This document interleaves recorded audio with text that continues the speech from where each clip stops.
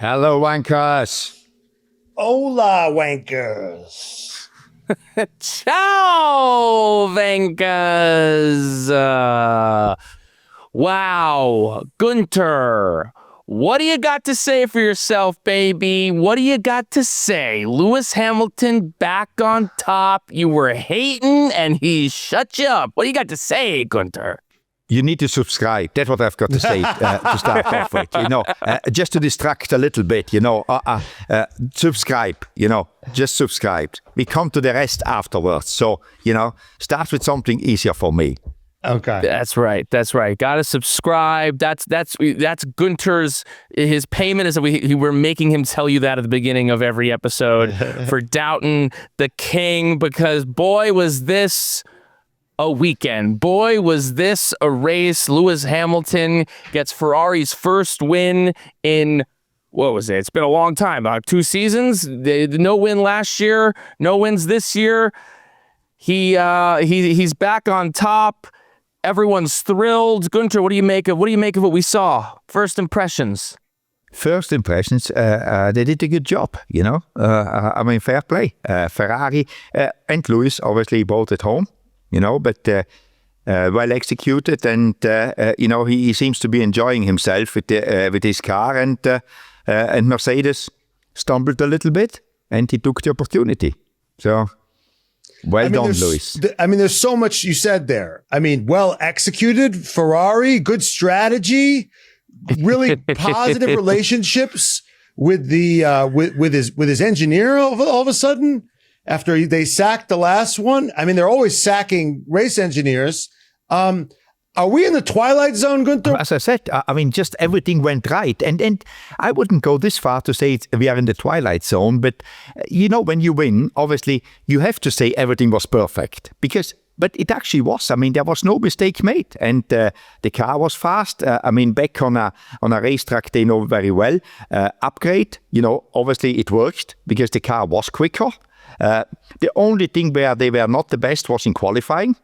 We saw that one, but they and Mercedes maybe didn't perform as we expected in the race. In qualifying, obviously he did, So, but in the race it was not perfect. So as soon as Mercedes wasn't perfect, Ferrari is now close enough to that they are able to take advantage. And obviously Lewis now is enjoying himself, because he hasn't won for a while as well himself. So this is what he wanted. And now he shuts up all the doubters like you and me. Don't lump us in with you. Don't drag us in with you. Don't drag us in with you. Listen, we got a lot to discuss. We've got so much went on. Obviously, Lewis back in the top step. More heartbreak for Charles Leclerc. And then what is going on over at Mercedes with that race, with that driver battle, and obviously the duo is now rearing its head again. So much to cover in this episode of Vankah Hours, part of the Vox Media Network. Before we get to that, let's cue the music. Go Fox smash, my God. I'm done the fucking Steiner and I'm back for more. Go Fox smash, my God. I'm done the fucking Steiner and it's time for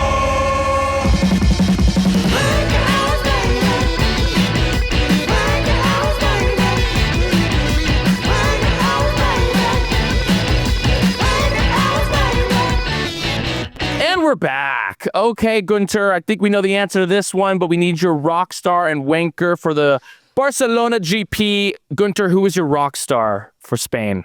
Lewis with Ferrari. Just saying, I think that wasn't difficult to guess what I said before, So, no, it's Lewis, but also Ferrari. The combination of them, they did a good job, A good job. They did a good job. They did a flawless job. This year it's been the Mercedes show. The Mercedes has won every single race. Last year, obviously, McLaren and Red Bull and Mercedes had their hats in the ring. Ferrari was kind of nowhere to be found. And now to have a weekend like this, that was a dominant weekend. Listen, he didn't get pole, but he was close. And then for the strategy to be on point, obviously got a little bit lucky with the VSC, but as I see it, I think he's winning that race any way that you cut it. And then to, sail off into the distance, it was quite the impressive performance from Ferrari. You don't often associate Ferrari with a perfect weekend. Also, upgrades working. Yeah. Yeah. How rare is this? How rare, is this a new Ferrari? Is this Ferrari 2.0, 4.0, whatever .0 it is? Are we in a new chapter of the Ferrari book? Let's hope so for Fred. I mean, in my opinion, it's one of these things. You cannot have everything perfect as this or last race weekend in Barcelona. It's not possible that you always get it right like this. But obviously, it must be great for them, and hopefully they stay grounded and don't go back to their old themselves. That there is always something in the way. And it's like stay grounded and work or build on what they just achieved in Barcelona, because it was very good. I mean, we and the world always doubted everything, and now it has come good. So it would be good for the championship if they keep this going, because, as you said, without the VSC, I still think that Lewis have won the race.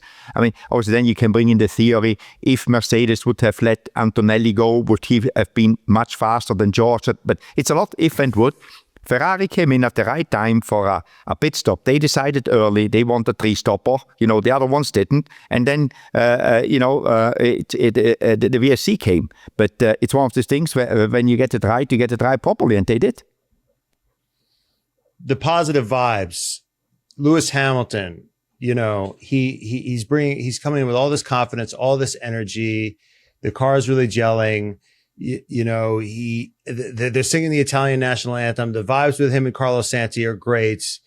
It seems like the locker room, as they say, is kind of sing around him. I mean, are you feeling that? And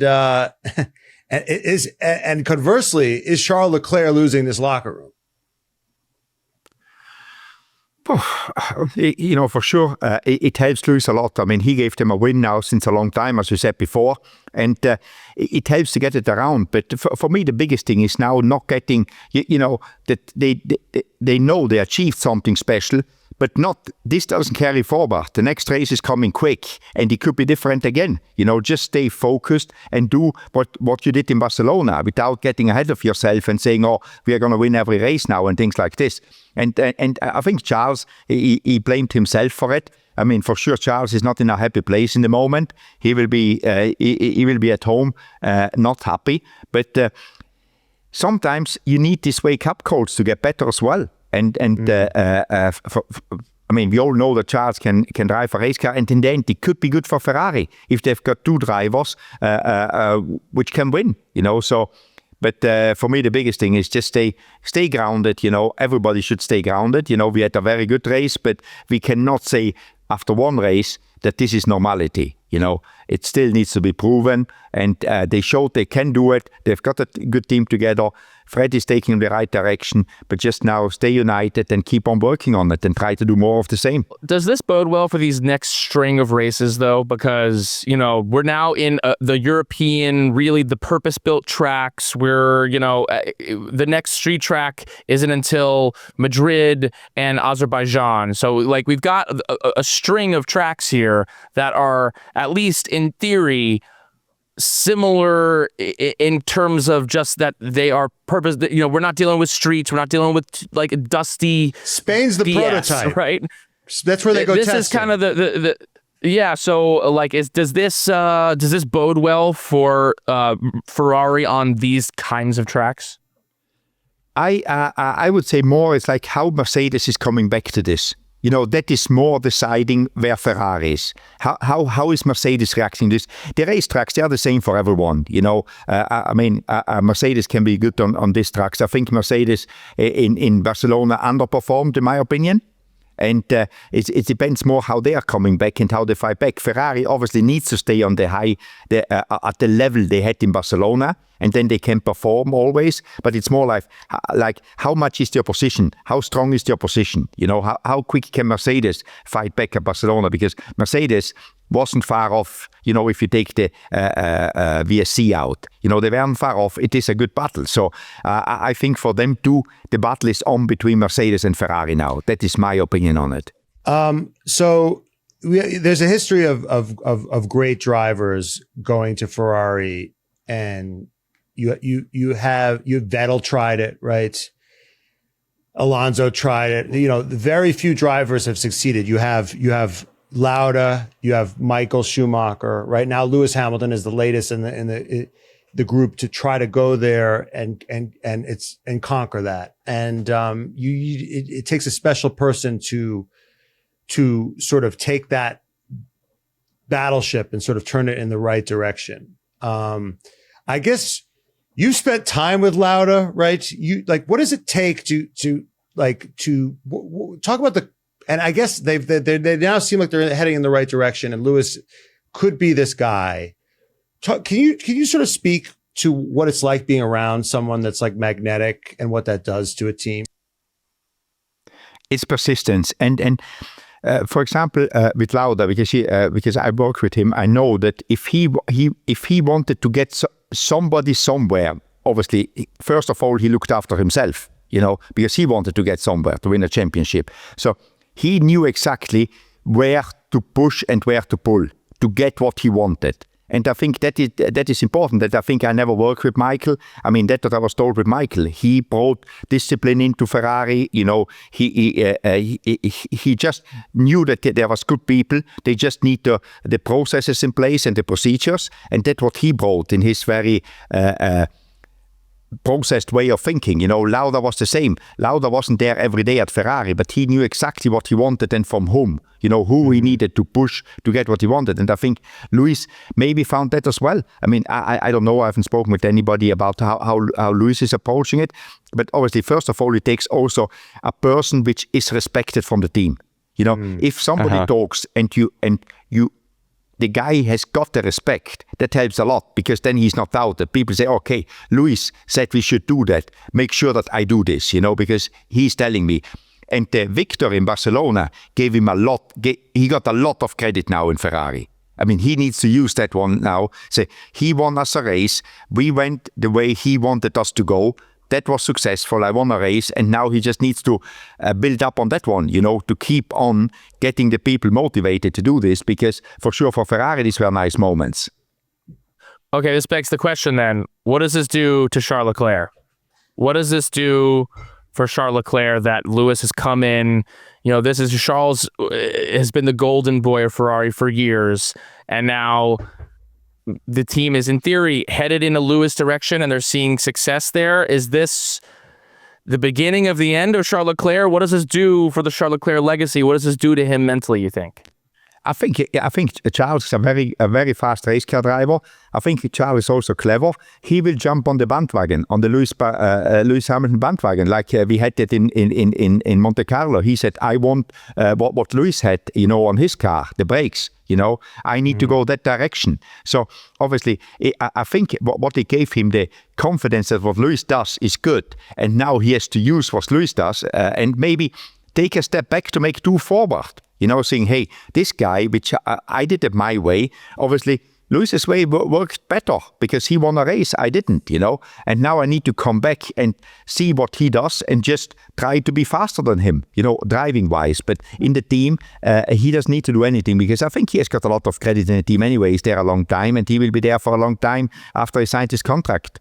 Right. But Guenther, I think I'm going to oversimplify things for a second, but we saw, certain drivers, they're both fast, but one likes, more in front, one likes more in the rear.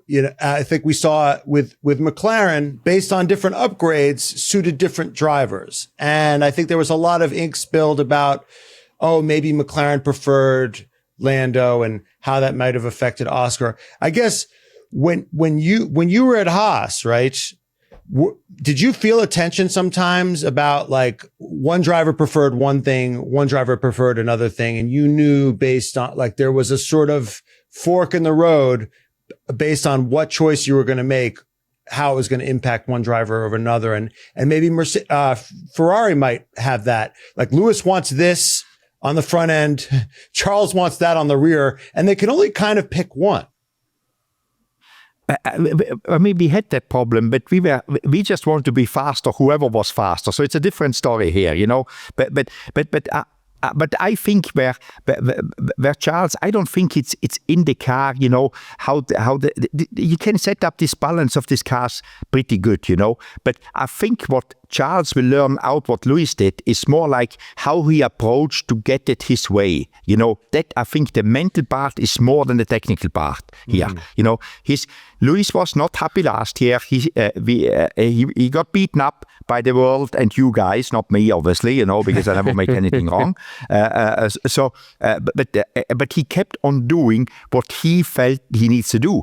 And I think what Charles will take out of this is, I have to stand my point, because obviously when they changed the brakes on Lewis, they convinced him to stay with the old one until he convinced himself, I need to do, and I just take brakes as an example. There could be another 100 things, but that was so public that his comment about it. So I think for him, the most important thing is to learn out of how mentally Lewis dealt with it, I mean, obviously he was not happy when he was not there, but he must have kept on pushing his people, He got his race engineer changed. He said, this is not the best for me. He said, the guy is not bad, but for me, it's not my style, how I work, Sometimes you need to make demands in a good way, and it takes time, and not everything can be done for the next race. And he gave him time, and again, first of all, I go back to what I said in the beginning. We need to stay calm. It was one race, and as you say, one swallow doesn't make a summer, So we need to more evidence that this is here to stay. But I think Lewis did a good job because, I mean, a lot of you people thought he will never win a race again. Maybe. It was actually Don't believe. Fake news. Fake news. Yeah, fake news. Fake news. Fake news. We'll get into some more Ferrari stuff after this, but we Lewis, your rock star for Barcelona. Guenther, who was your wanker for Barcelona? I think it must be Aston Martin, because Aston Martin makes even Cadillac look good, And Cadillac was down three laps, at the end of a race. Yeah.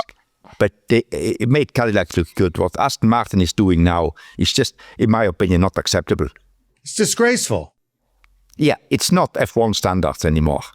It's like something, having the local guy there, you're dead last, but by a mile, and then you don't finish the race as well. It's you actually interrupt the race because your car is on the side of the road, so that it's even worse. They didn't just bring in the car and bow out. They let it out. They let the car stay out there, and they Latifi'd it. And honestly, we would have loved to see that race without the VSC. While it was nice to watch Lewis, cruise into that victory, I think it would have been close. It would have been thrilling to see them all battle it out at the end. So we were denied that and robbed of that from Aston Martin. Guenther, if I'm Stefano Domenicali, is there a certain part of me that wants to get on the phone with Aston Martin and say, you're making us look horrible out here? Can you just run your 15 laps, get your data, and fucking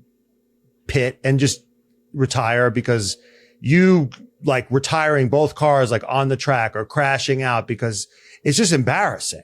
I don't think anybody really wanted that classic race decided on a safety car like that, with the car in last place. One thing if it's like Liam Lawson and Ollie Behrman fighting for a position, but that's just embarrassing for the sport. Yeah, but I mean, Stefan can't do anything about it. I mean, they are there and they don't perform, obviously. And I don't think that Lawrence Stroll is proud of it, what is happening there. But obviously, the buck stops with him. He owns the team. But, it's like one of these things. I mean, Stefan he's not entitled to do anything. He has no authority over to say when they should come in, when they shouldn't come in, what they are doing, how they are performing. Unfortunate for him. And in F1, there is no relegation rule in the regulation, because in the most of the sports, if you're not performing, guess what? You're relegated, But it's and I would say they're not. I mean, it's not like you could see it that somebody's not doing it right to save money, for commercial aspects. It's not a lack of trying from Lawrence Stroll. I mean, I think there is very few people which put this much money of his own into Formula One as Lawrence did, But obviously he cannot get it right. And no, again, getting the wanker of the week from us should be a punishment enough. He doesn't need any more. That's right. Well, yeah, I mean, in theory, this is what hopefully some of the duo and all that kind of stuff can hope help to mitigate that they can get this? It's not going to do anything, right? I think they need more than a duo. But they got the handout, right? They got all this extra money to spend in order to try to mitigate this. Hopefully in 2027, it can at least not just be a pure embarrassment, but certainly for 2026, I don't think it's getting better anytime soon. Okay, that was your wanker. Let's discuss kind of the state of the championship a little bit, because if Ferrari's coming online, we obviously saw finally the racing gods smited Kimi Antonelli after having George Russell be their victim for the last however many races. Now Kimi has this DNF.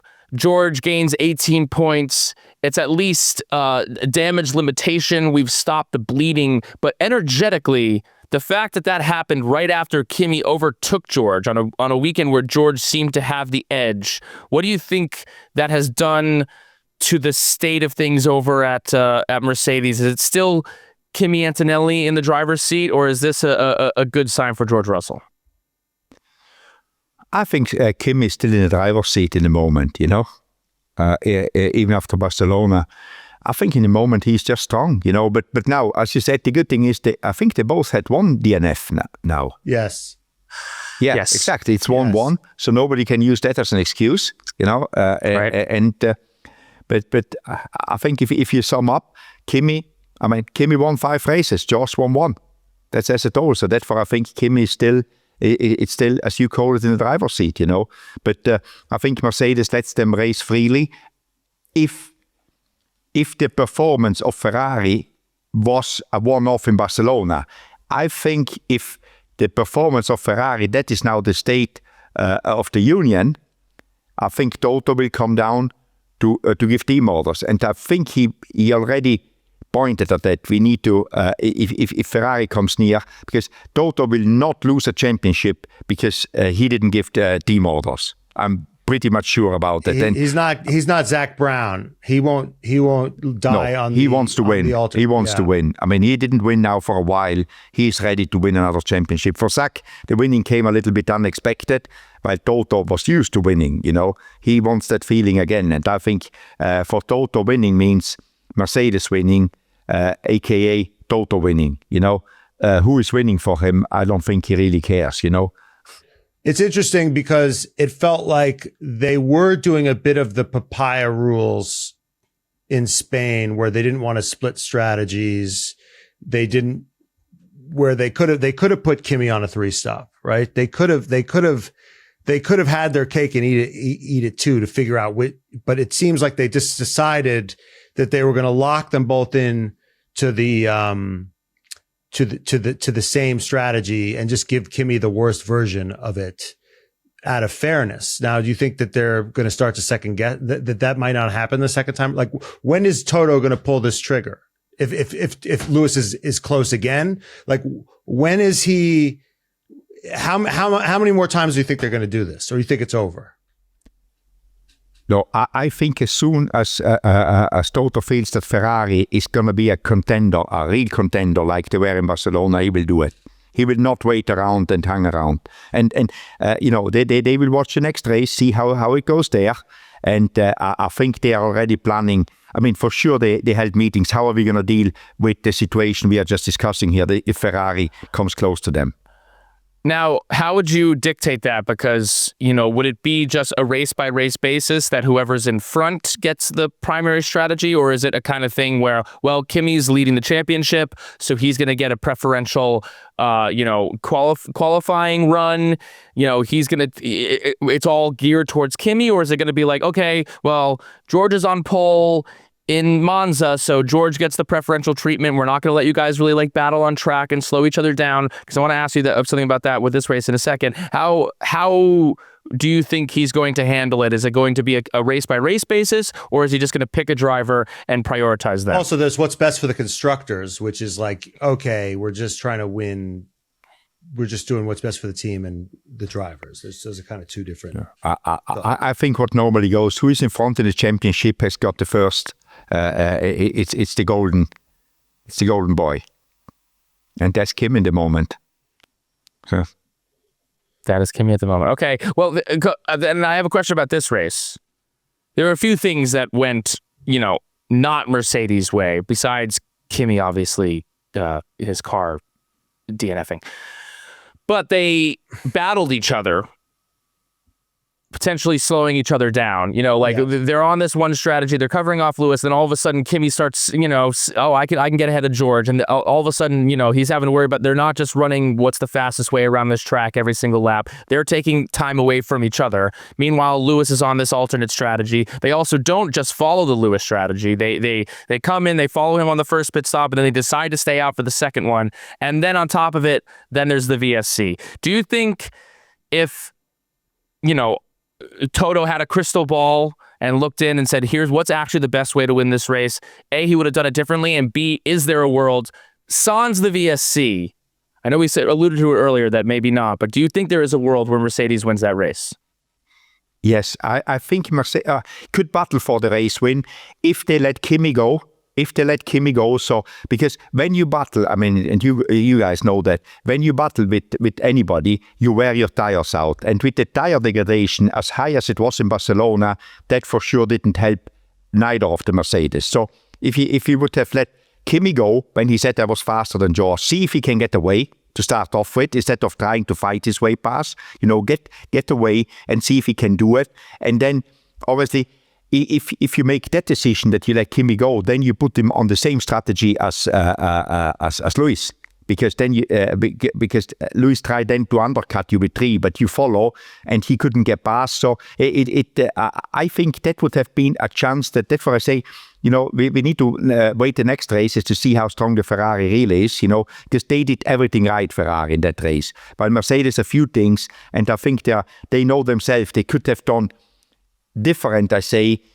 Now, obviously, knowing with hindsight, they could have done them better. At the time, we didn't know what was going to happen, So, but I think the chances that he could have, the chance that he could have battled with Lewis were existing. Who would have won? I don't know. But it would have been very close if they let Kimi go past George. You're acting like that was the only option. There was also the option. I remember McLaren did this last year in Australia. It came to nothing because of the crash, but they said, no fighting during the crossover point. Like, you can fight later. Like, just putting a moratorium on battling, say you could fight in the last stint. That could have been, and they were also preoccupied with Lando Norris. Also, what would have happened if they just said, George, you're doing a 2-stop. Like, and we're going to do the plan that we had the whole time. Like, we're not bringing you in early because he was saving his tires, and then they brought him in early. So he didn't actually get to build that gap in clear air that's why they kind of fucked him, because he was saving his tires to try to hit it. He was hitting certain lap times thinking that he was going to go longer on that first stint. I think if you would ask now Mercedes and ask, would you have done anything different in the strategy? The clear answer, in my opinion, would be, yeah, we would have gone for a 3-stopper. That is the clear answer. But I think their prediction was not the degradation which actually was happening at the time, and they didn't react to it. And they said, okay, we can do it with a 2-stopper. That's our fastest race. But then it came out that that's not actually the fastest race. It's a 3-stopper. So and as soon as you stay out 2 laps or 3 laps longer than the guy which is doing a 3-stop, you're done. You cannot catch up that anymore if the other guy is fast, and he has then the advantage that he has got free air at some stage, So I think the strategy at Mercedes wasn't perfect, the plan of the strategy. But the best thing for the constructors would have been, right, not for the drivers, because then you're going to cause a real headache here, would have been probably split the strategies. No. The best, what we know now would have been make a 3-stop, both of them. But in the moment, with only knowing what you knew at the time. Yeah. No. But I think you said it before. They wanted to treat them the papaya rules, bring them over to be the silver rules, or whatever you want to call them, and that is what stopped them, because or otherwise people then or the public will say we give Kimi an advantage if it works out for him, So everybody's afraid of the public opinion. because people like you are pretty nasty, immediately get an opinion. Who is the favorite child, because you're all assholes, sitting there giving your opinion about it, not knowing what you're talking about. We know who the favorite child is, Guenther. We all know. Just like we knew last year, everyone knows who the favorite children are of these teams. So, that is what you're saying. Who do you think? If you come on, gun to your head, who's the favorite child at Mercedes? Deep inside Toto, it's Kimi Antonelli. Just deep inside. I think maybe he's sweating Kimi Antonelli bullets. You think Kimi's sitting on his shoulder, It's like, it's Kimi, That's right. Well, let's talk a little bit more about the state of the championship because, Ferrari's coming online now.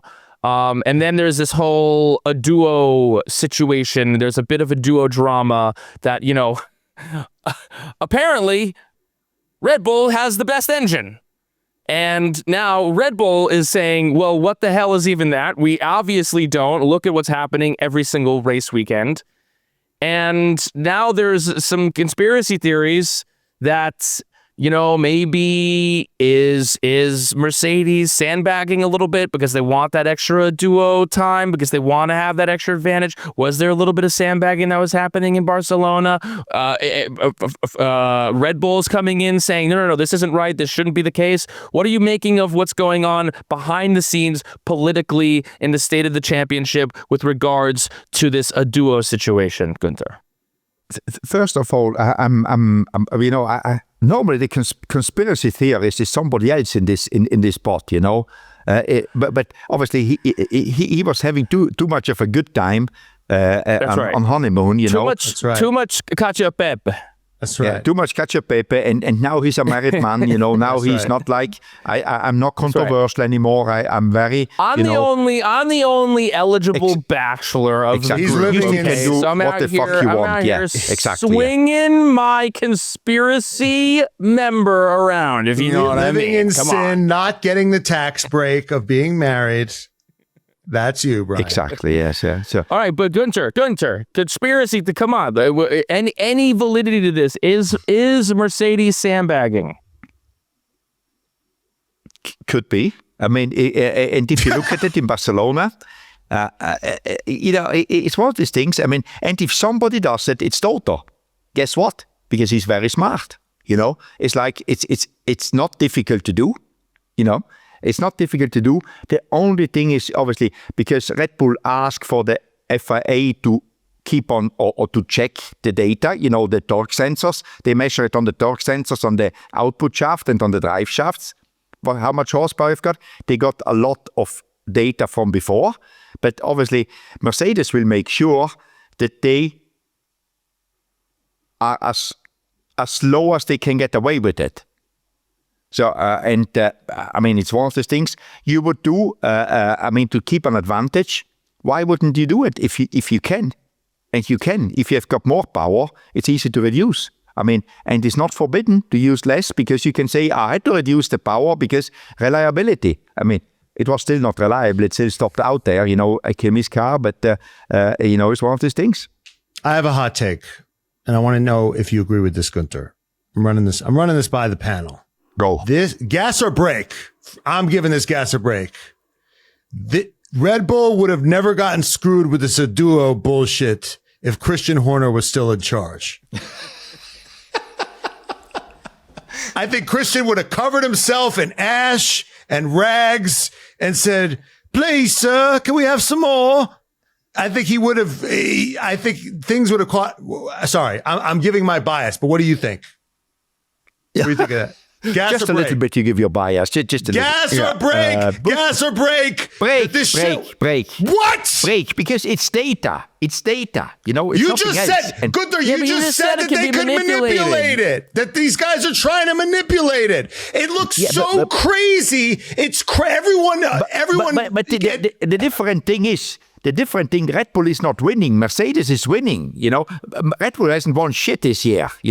So and yet they have the best engine in an engine dominant regulation set because it's politics. Because it's all about politics. Here's the thing: Toto has proven that he's a master of politics. They apparently don't have the best engine. They got Fred fucked them over. Fred pulled a fast one with the smaller turbo in the starts.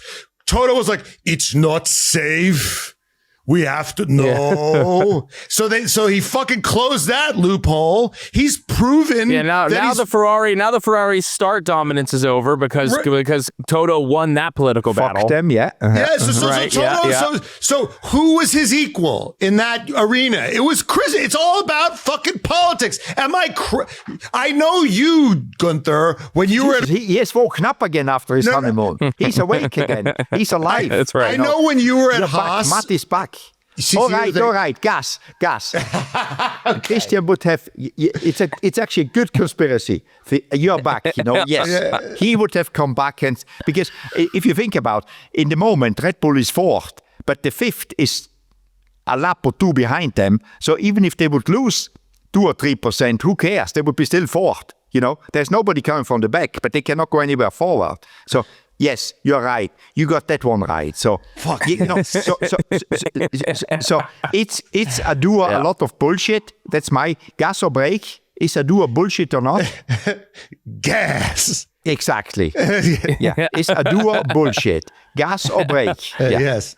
How effective is the gas? How effective will a duo be? Like, how much can these teams really hope to gain from this, a duo advantage? I think Honda will get a lot because they are so bad, So, I mean, it will help them for sure, because if you keep Honda where they are, I mean, they need to go and to Formula 2. But all the other ones, I mean, again, it gives an opportunity. Who is the best to use what is available? Obviously, Red Bull cannot do anything. And normally the best are with the people which are already good. And the better ones will get more advantage. So I guess Mercedes will get the best advantage because they know exactly where they are. And it's the same like bringing upgrades to a car. The best people always bring the best upgrades, in my opinion, because they know exactly what to look for and how to get there. When will this be decided? Because this seemed like it was already decided. Then Red Bull said, no, not yet. So then they were looking at Spain. They were looking at Barcelona. When can we actually reliably get an answer about what's going to happen with this duo situation? I don't have the answer to that one. If they put themselves a timeline, or because I think Red Bull just asked, we want to see more data, but they didn't say by when and for how long and what is happening. So I don't know exactly. I mean, well, we'll watch this. We'll watch this space. Watch this space. Okay, speaking of watch this space, let's go to our favorite segment: gas or brake. Mercedes will not finish 1-2 in the WDC. Brake. They will finish 1-2 in the. I still believe that they have got the best car. I'm going gas. They might have the best car, Guenther, but I don't know if they've got the best drivers. I think Lewis Hamilton is going to play Max Verstappen this year and be a real spoiler and really fuck their shit up. And if he doesn't win, I think he has a very good chance of at least finishing second. And let's not forget that these engines have been crapping out. We haven't spoken about that yet. What the fuck is going on with these engines? That these guys the McLarens are crapping out, and now the Mercedes are crapping out. I think Lewis has a chance to sneak in there. Yeah, I agree. I'm going gas. I think that Lewis has found his form. He's in his stride. If this was Max Verstappen in this position, I think that you would maybe have a different answer there, Guenther. And I think that Lewis Hamilton is back in his shit. And if he doesn't win the championship, which I think he does have a chance to do, I think that he's getting second. I think he's splitting these Mercedes boys. I think he'll play some mind games with George. He knows how to get in George's head. We've seen that happen before. And I think there's chaos brewing over at Mercedes with this Silver Arrows rules. It might not be papaya rules, but it's silver rules, and something's gonna give. So now I have to come back to you. Last year, your love was with Lando Norris. You have completely forgotten about him. You just, Well, no, listen. Lando got a podium here, but I'm just always until going McLaren, with, hold on, until McLaren can get over this hump and show some consistent results, which they have not been able to show. Listen, I don't think that Lando Norris can get out of the hole that McLaren seems to have put him in, whereas Ferrari seems to be operating with a bit more, I'm sorry, Guenther, what do you want him to do? Say that Lando's going to win the championship? Do you want him to be an idiot? No, that he supports Lando. That's what I want him to do. So he blamed me to support always Lando. Max, to support Max. We're talking about who's going to win the championship. He wouldn't enter into that. He's not going to enter into the conversation. I didn't talk because you said that if this would be Max, I would support him. You see? So no, I'm saying that Max, last year, and correctly, you guys said, "Wow, look what Max can do." Really, it was only Matt. Matt was really Guenther. You and I were like, "It's not gonna be Max. It's gotta be Max. It's not gonna be Max. Shut up." And Matt was the one saying, "No. Max will always be there." And I just think that Lewis is kind of entering into that territory. That's all I'm saying. All right. And that if it was Max, maybe it would be a different timbre. Next prompt. From Spat 1012, Ferrari should start to prioritize Lewis. Break. Really? Yeah. In the moment, they need both cars because what Ferrari needs to win is the Constructors' World Championship, So I don't think it's because of one race won, which is a lot. I know that, and you don't have to go there. They didn't win since a few years, but it's not yet. They are not at the position like a Mercedes where Kimi won 5 races, George won 1. Lewis has won 1 race. Yeah, I know that Charles crashed the last 2 times. So, but I think they need to push on, or they need to try to make Charles be competitive like Lewis and go for the Constructors' World Championship. That's what they have to do, and that I think what they're going to do. And then at some stage, if Charles is out of contention of anything, they will support Lewis, I'm sure about this, but I think it's too early to make that decision for Fred. Yeah, as a married man who files a joint tax return now, I have to also go break, Guenther. I think it is also far too early. And I just can't see Charles in any more pain at the moment. Exactly. And we're getting ahead of ourselves here. Exactly. Well, you guys are dumb because absolutely 100% Thanks for that. Okay? Thanks for that, yeah. Okay, listen, of course they want to win the Constructors. Of course they want Charles Leclerc to get back online. But Lewis Hamilton is in second place in this championship. And I think there is a non-0% chance that he has a chance to win this championship. And they should be doing everything in their power to ensure that. And until Charles Leclerc can get off, shake off these yips that he has, since he signed his, indefinite contract with them, I think that they need to put all of their energy into making sure that Lewis Hamilton is getting the most of the car every single weekend. That doesn't have to completely come at Charles's expense, but I think that Lewis Hamilton should be the priority for 2026 because I think that he has a chance to win this thing. Next prompt. Lewis is a legitimate title contender. Gas. In the moment, he's a contender. Maybe in 2 races, he's not anymore. But in the moment, obviously, he's close enough. We need to be factual here. Yes, he is, Let's give me a percentage chance, Guenther. Percentage chance of him winning the championship. 15. I this like is really it. 1-5, not 50. 1-5. This is real inspirational 1-5. That's fine. That's enough. That's enough. He can work with that. He can work with that. Matt? That was the most uninspirational take I've ever heard go there. It's factual. He is mathematically in this race. I'm going gas. It's emotional. It's vibes. I think the world has woken up that a champion, because nobody knew Lewis Hamilton before, obviously, people thought that he was past the prime. People thought that he was out. Give me a percentage. You give us percentage as well. Give a percentage. 40%. 40%. Whoa. 40. I'm going gas as well. I'm gonna say that he has a 33.3 repeating chance. I think you run this season 3 times. He wins it. Like, you take from now, you go it 3 times. I think he wins it once. Let's see if he can make that this year. Listen, I am a New York Knicks fan, and I just watched the Knicks, when everyone was counting them out, just believe in themselves, band together as a team, and win a championship. And I think that Lewis Hamilton can inspire. I think that he has the right attitude. I think that he's coming into himself. I think he got rid of the simulator, and it's all been roses since then. I think the strategy was on point, upgrades on point. He likes these new cars. He never fucked with the ground effect cars. I think that he has a legitimate chance to win this championship. 33.3 repeating chance, 1/3. Wait, Brian, is Lewis Brunson and is Kimi Wemby the young?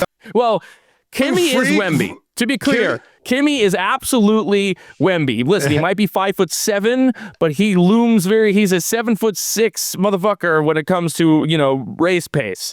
I think that he's the chosen one. He's been the chosen one since he was a babe. Yes. Now, Lewis, not exactly Brunson, because he was, came in and was a star immediately. He wasn't exactly overlooked. But at this point of his career, it's given a little bit Brunson vibes, people counting him out, and he just believes in himself. He's got the right attitude. I think, absolutely, I'd love to see it. Next prompt. From Jasmina Gianna.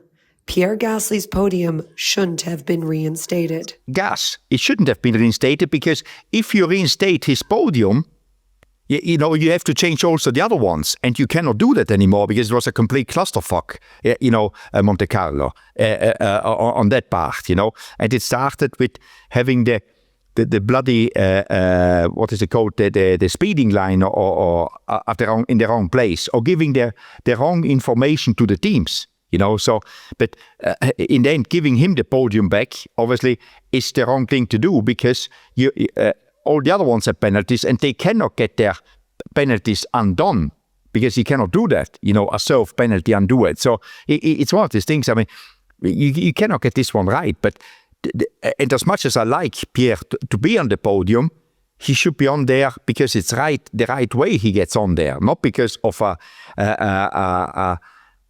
something which the rules don't provide. Somebody made a mistake by measuring a piece of road, It's one of these things. I mean, you can never get this one right in any case, whatever you do. And it sounds like I don't want... I love to have Pierre on the podium, because it's the underdog always. You want them to achieve something, but it's how it was done. The whole thing was a debacle, in my opinion. This whole speeding thing. Well, you either overturn all of them or you overturn none of them, kind of. But you cannot overturn all of them, because they were served. So you cannot undo what was done. You cannot undo a self penalty. This is what I got into a big fight with Brian over. If let's say Oscar Piastri comes in, they wait there for 5 seconds. They don't touch his car. They do the wheel gun, and he takes off, right? So he did an extra 5 seconds. They stood there. They did not touch his car for 5 seconds. That is a penalty served. Why couldn't they just delete 5 seconds from his time? Why can you just not apply the 5 seconds? But then you're back. But Matt, then you're back to Mercedes. They had the same thing, but they made a mistake, and he had to come in again, George, because they touched his car or something like this. You cannot undo things like this, in my opinion. It's just like... Well, the George thing is completely fucked. I'm just talking about the less minor fuck ups. In theory, he's saying, why can you eliminate a 5-second penalty when it's tacked on at the end of the race, versus if someone served a 5-second penalty during a pit stop, can't you not just take that 5 seconds from when they've run the race and just delete it? That's the question. But the problem with what you're saying, Guenther, is it's not what you're saying. The problem with this idea is that, and Oscar brought this up, is you're incentivizing guys to not serve their penalties. Because if you don't serve your penalties, you're actually leaving room. It's like, we can litigate this later now. Whereas if you do serve your penalty, you kind of take it off the table to litigate. You're not unable to. Yeah, and he's right. And what needs to be looked at here, and it's a, I wouldn't say it's a weakness in the regulation, but the regulations are like this. And and I wouldn't even go to the stewards. It's the same with the time penalty. I think they are smart enough to see, guys, there are how many cars did have a speeding penalty? 6 or 7, no? There were 6 or 7 of them, which is like, it doesn't happen because these F1 teams, they're the best of the best. They can adjust the speed. What you do in the free practices, you test it. It's not like that you go in the race and not having checked it. There are engineers sitting there. It's their job to do this, that they are not speeding, but they take their own speed of their own car. They are not taking measurement lines of the FIA. And the stewards, for sure, they ask themselves, guys, something is not right here, guys, because otherwise you wouldn't have this many. But the regulations say if the race director tells you they're speeding, they have to give them a penalty, as it is written in the rule book, So I think during the race, the stewards did the right thing. They cannot reinvent the rules because they think it's wrong. Because then, in the end, you shouldn't be doing that. One guy did that in 2021, and obviously he got it wrong, and see the mayhem which happened. I think the wrong thing was done when Alpine appealed it, and they said, okay, we take it away, but we cannot take it away from the other ones, so the other ones are screwed. How did they get that? I was shocked that they overturned this thing, because, they never do that stuff. Was this a Flavio Briatore, back rooms, couple handshakes, over a martini or two? How did this get over the line, Guenther? I have no idea how it was done. I was surprised because normally they showed some data the FIA didn't have. Yes, I get that, but they had all this data as well, because it's pretty easy to time a car from line 1 to line B and to know that there was something wrong, So I don't know how they did it and how it was done, but they decided, okay, this is what we are doing. And, some of the things... Did they not think it was going to open up the humongous can of worms? It's opened up a huge can of worms, because now every team is looking back at this. Well, what about my time penalty? This is bullshit. And it also kind of brings into question, if a race can just be completely shaken up 2 weeks later, we need to have an ability to say what happened on the day is what happened. Yeah, no, but I agree with you. For me, when they undid the Alpine penalty, the 10 seconds, they must have been aware of what is going to happen. Because guess what? You've got a lot of other people unhappy about that. So do you want 3 teams unhappy or 1 team unhappy? And obviously it's a negotiation thing to do, and to say, hey, we all know that something went wrong, because the FOM admitted that the line was the measurement was not taken at the line. The measurement from line to line was wrong, but in the end we cannot fix that one. So, I think nobody's got an answer to this one. Nobody's got an answer to this, and there is no right answer. There is no right answer to all this dilemma. Whatever you do, it will be wrong. I'm still a little confused. You were referring to a decision that was a mistake in 2021. What decision was that? Yeah, I don't remember. Brian's favorite driver, a decision was taken out. There was when the race director made a decision at the end of the race to keep on going instead of reading the rule book. I think the stewards here in the rule book, it says if you're too fast, if the race director says you're too fast, we need to give them a penalty. They cannot do anything different. They cannot decide there and then, okay, we don't believe that the measurement is right, so we don't give them a penalty, because that falls back then to the stewards. It's interesting because we go to the Michael Massey decision. There was a clause that enabled Michael Massey to sort of, he had some discretion to do something crazy like that, correct? But it was not in the rule book, the discretion. The discretion was discussed. A race should not finish under a yellow flag, or under safety car, whatever, That was the discretion, but it was not a rule, It wasn't like it is not allowed. It's a discretion, it shouldn't, but it was not like it is not allowed to finish, and that's a rule, and that wasn't there. But it's interesting it's funny to think like Michael Massey took some initiative that people didn't like, right? That resulted in this horrible result, this controversial result, let's call it. But what is interesting is like, this is actually the, we're actually victims now of the opposite problem. We're like, nobody could take any initiative. It's like, this is the situation where someone needs to step in and be like, these rules are, something's wrong. I need to like think laterally and call an audible and like, I don't know what the word. But Matt, there is the first case. Somebody Michael Massey could have fixed this. Michael Massey could have played God and been like, no penalties for anybody. This is obviously fucked up. Michael Massey cannot give penalties. I mean, the race director. But when the first car speeds, that the car speeds once in a race is possible that the driver pushes the button a little bit too late. It's possible. On the second one, you think, wow, two in a race. On the third one, you're like, what the fuck is happening here? And when the fourth one comes, it's like, something is at odds here. This doesn't happen in modern Formula One. Mistakes like this. Right. Yeah, I mean, mistakes. the reality is that none of these penalties should have counted. Correct. And that's what's right, is that none of them should have counted. But because they did all count, and now you're opening up this can of worms, it's like everyone was playing by the same shitty rules, right? Everyone was eating the same shit sandwich, right? In baseball, if an umpire is calling a ball a strike, you just want them to be consistent. Okay, well, if you're going to call that for me, you're going to call that for him too. You're going to call that for this team too. And in theory, everyone was kind of getting hit with the same penalties, so they should all just have to eat the same shit sandwich, or they should all undo the shit. It's just a mess. What a chaotic, this sport never ceases to amaze me about how much of a clown show it can potentially be. Next prompt. Lewis has broken the Kardashian curse. Well, what's the Kardashian curse? Hold on. What do you think it is, Guenther? I just want you to... To speculate is that whoever hangs out with her goes to shit, basically, Yes! Yes! Kind of.